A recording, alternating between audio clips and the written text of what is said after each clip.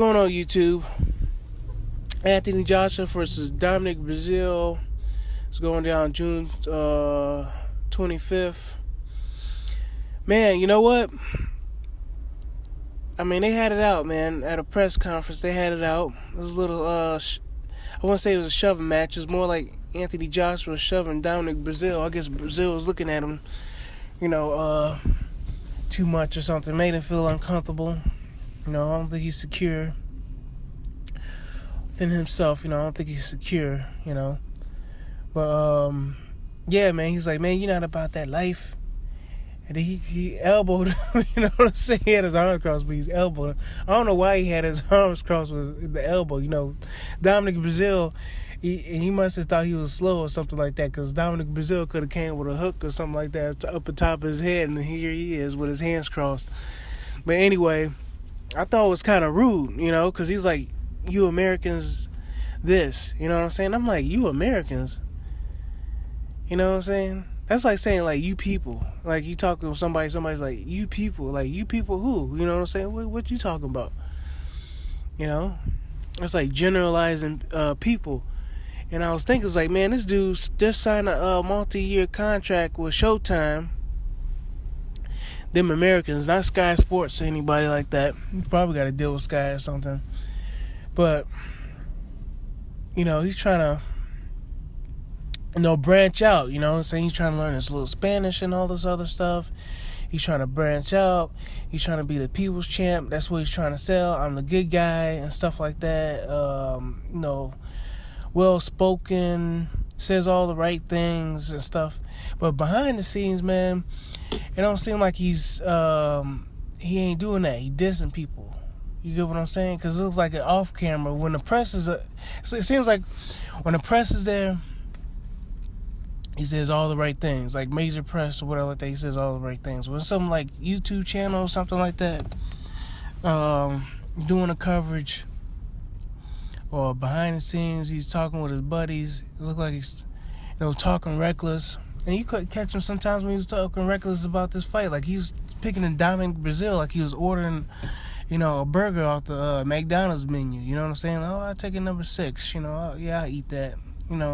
No problem. I'll wash it down. I can handle a Big Mac. Not a problem. You know what I'm saying? And I was thinking, like, man, why is he talking about these fighters like that? Like he's guaranteed to win. Like he's got a map. You get what I'm saying? So he's got like a road map already. He's like, okay, I'm gonna do this. I get this. We got it situated, and and I'm gonna get on that level, that higher level here, and do this. And I'm thinking, like, dude, look at the competition you're going against. Talk about you Americans. What about what about you per se, and where you come from, and what you doing? Like people in the game playing already. It's like, okay, why are you fighting Dominic Breazeale? And a lot of people, look at the comments, man. Look at the comments on these videos. Everybody's like, why are you fighting this guy? Why? And not that people ain't going to watch, but at the same time, dude, man, you can elevate yourself so high, you're going to fall so hard, Like, Dillian White was a good fight. Guy that beat you in the amateurs. Charles Martin, good fight. Dude had a belt.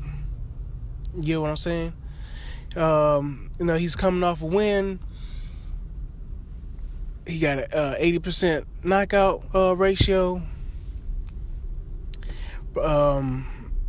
Pretty much almost like a novice fighter or whatever you want to say, but the dude had a belt. It doesn't matter. The guy had a belt. There was so many upsides. Nobody seen too much of this guy. Everybody thought it was like a 50-50 fight because you never know. He beat Glashkov, this decorated Olympian. And here it is, Anthony Joshua. He's a decorated Olympian. This guy might be a dude that comes off the street and able to beat some of these guys who've been training day in, day out for past 10, 15 years of their lives, you got guys on the streets like that aren't boxing, right? So that makes sense. And now he's fighting Dominic Breazeale, and now he's being very disrespectful. Elbowing this dude, already talking reckless. Then says like, "You Americans." I'm like, what the? I was like, hey, you try to come over here and you just signed a contract with Showtime? That doesn't make no sense, man. I was like, why are you talking like that? So it's like who's the real Anthony Joshua? The guy that's living in his mom's house, being humble and all this other stuff, and which I don't buy. You know what I'm saying? I'm not really buying that, but it sounds good. You know what I'm saying? It sounds good to somebody who don't know him, or don't watch him, or a casual fan. I mean, you could probably sell that to maybe a female viewer, maybe a few of them.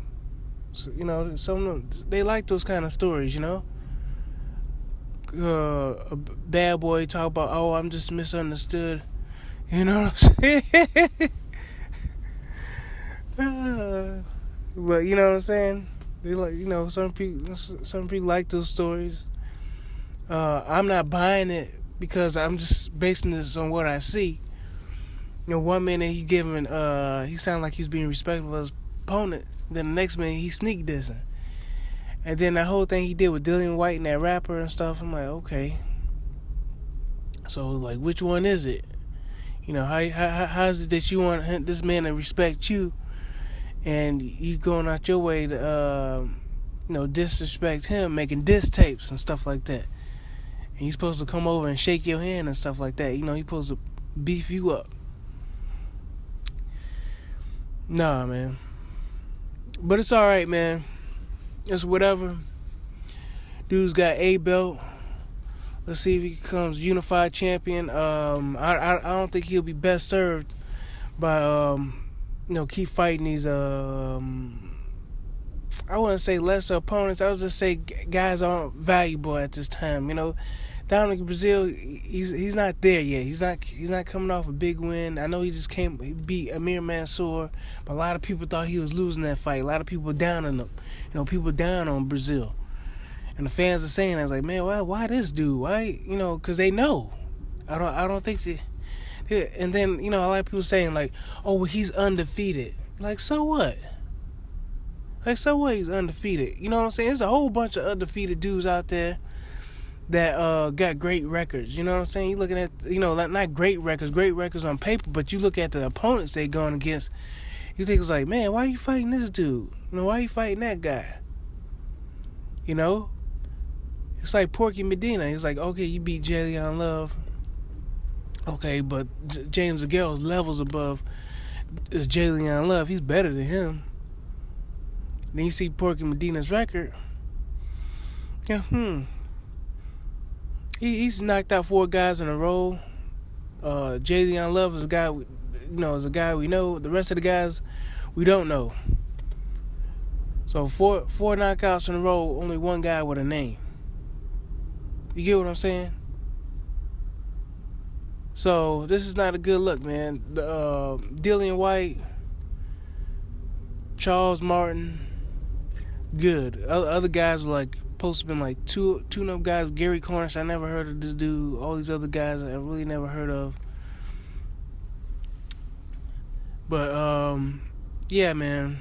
Yeah, I'm not really buying it, man. I'm not really buying it. The whole I'm a nice guy thing and all that other stuff. You know what I'm saying? I mean, it's good to be cordial. It's good to be cordial, but I don't think you have to be too politically correct. But then again, he's doing it for his business, and he's trying to build a brand. Like I said, the dude doesn't even have a nickname but AJ.